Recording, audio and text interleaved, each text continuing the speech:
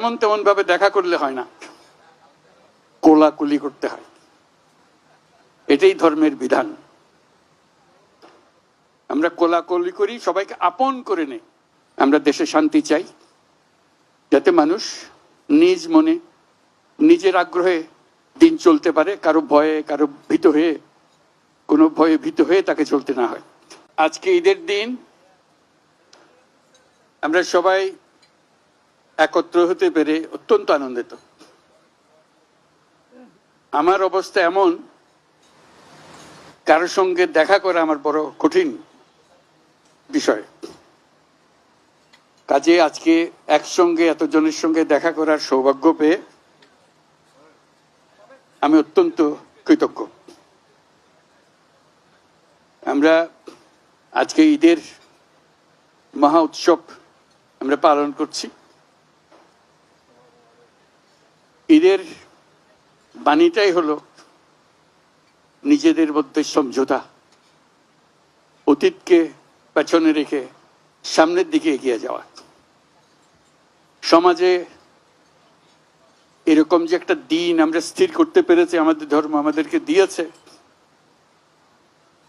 এটাই আমাদের জন্য একটা মস্ত বড় আশীর্বাদ। একটা দিন, এবং সেটা যেমন তেমন দিন না,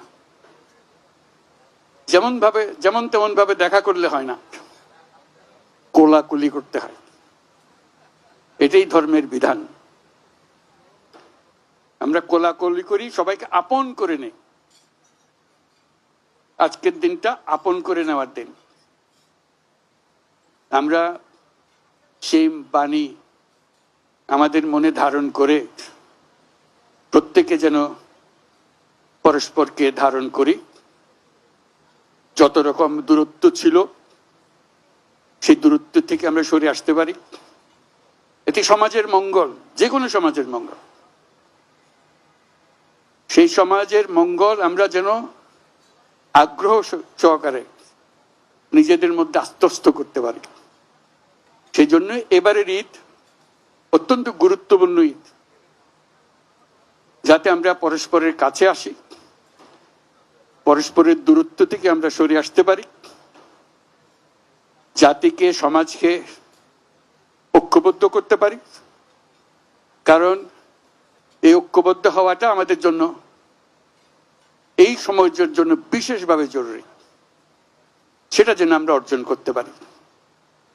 আজকের এই মিলন মেলায় আমরা সেই বাণী আত্মস্থ করে সামনের পথে